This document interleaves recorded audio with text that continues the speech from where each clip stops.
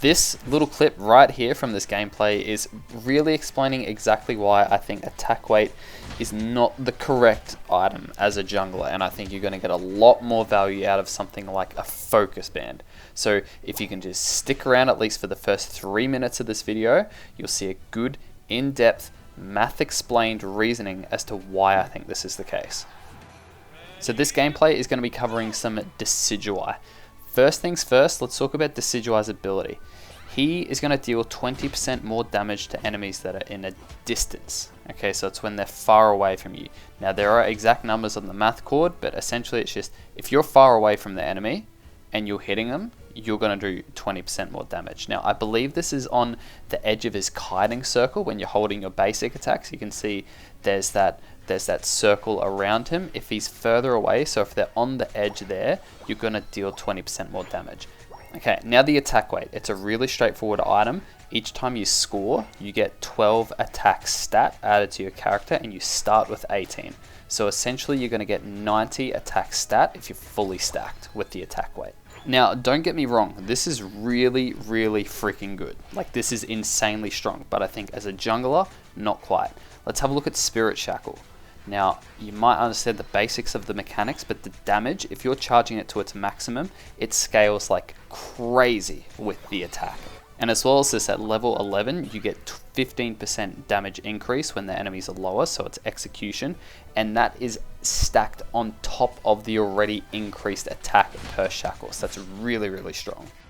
Okay, now a second move's a no-brainer, it's Shadow Sneak. You are going to scout out an enemy for one, and you're going to increase your speed by 70%, so that's really good. You're also going to debuff their defense stat, so you're actually doing more damage to them. Now, generally, this is my build. I like the X speed along with the float stone for that additional mobility because I think it's important to be at the right spot at the right time.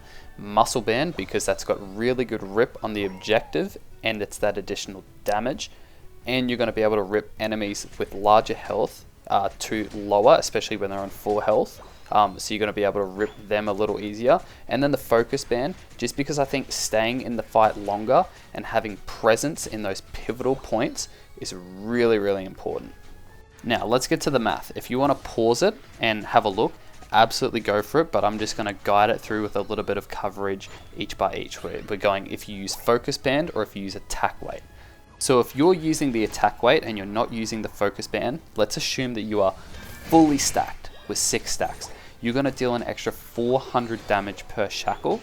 So instead of dealing the typical, this is at level 12, 1900 damage, you're dealing 2300 damage. Now let's assume that you're hitting execution damage, and let's assume that that ability is coming in, so you're hitting them from a distance.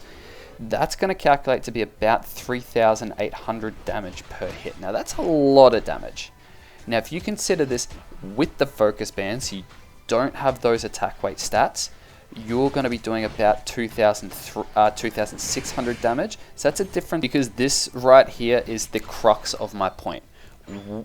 Let's assume you're in the world where you're fully stacked with the attack weight. You're winning the game.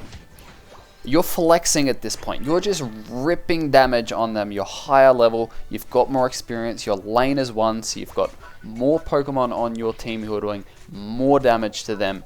It is a flex at this point. Okay, I think winning harder isn't smart if there are better options.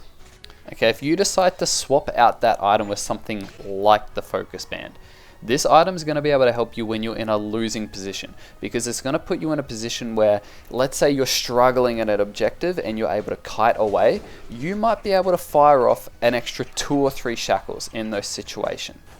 Now, if we're crunching through a little bit of the maths here, to get the value out of having that focus band, it's essentially hitting 1 extra spirit shackle for every 5 to 6 spirit shackles.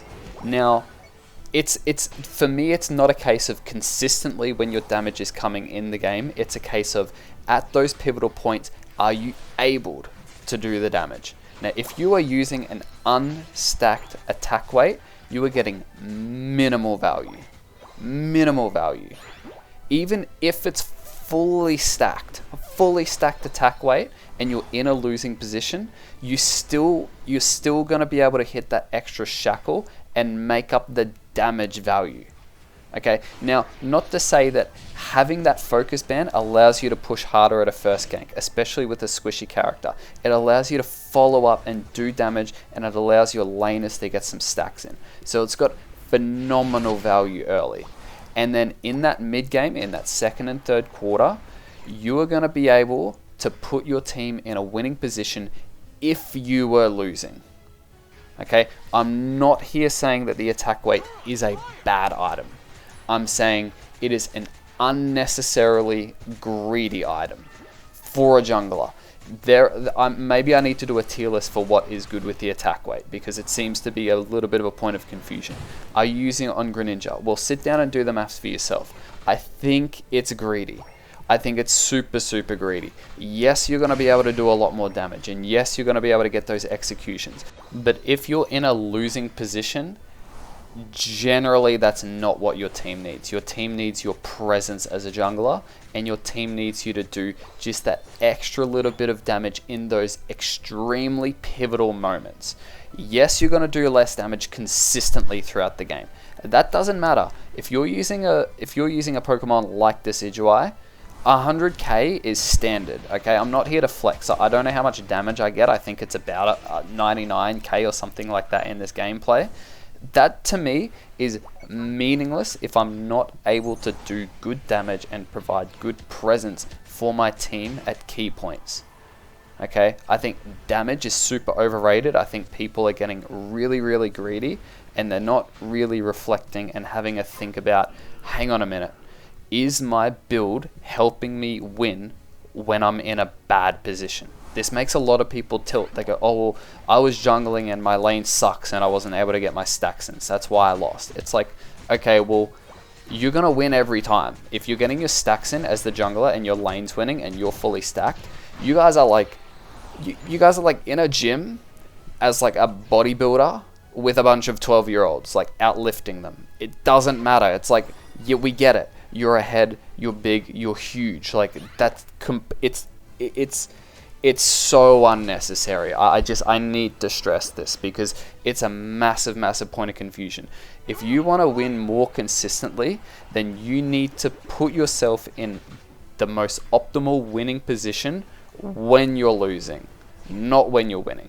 If you're ahead, you should be staying ahead. You might get the little bit of regret of like, oh damn, well, now I could be fully stacked, but I'm not running the attack weight. Okay, but you're ahead.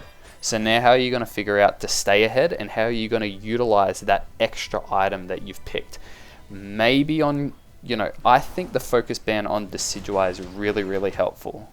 Okay, it's saved me a couple of points here, and I think at this point right here, Greninja comes out of nowhere. Now, if I don't have the focus band, I am screwed. I'm absolutely screwed. I would have died there. I have no presence at this fight that's happening. Okay, and it was also at about the 2-minute 20 mark. My death timer is not only huge, but I'm giving so much catch-up experience to that Greninja, and he's able to come into the fight there. So that focus band really, really saved me big time there. Now, because I was able to stay up and stay present and do consistent damage, we were able to maintain our own there and win that fight. Okay, I wouldn't necessarily say win that fight, but we definitely didn't lose when we were in a position where we probably should have lost. Now, the argument's always going to be, but you would have done more damage. I think an extra 500 damage from a Spirit Shackle was not going to save me there.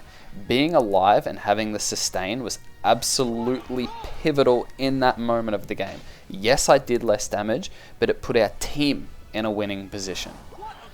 Okay, and it's at those pivotal moments. That's what I'm trying to reiterate. Consistent damage throughout the game, sure, your damage numbers are going to look absolutely amazing, and you're going to be flexing, and you're going to be doing amazing things.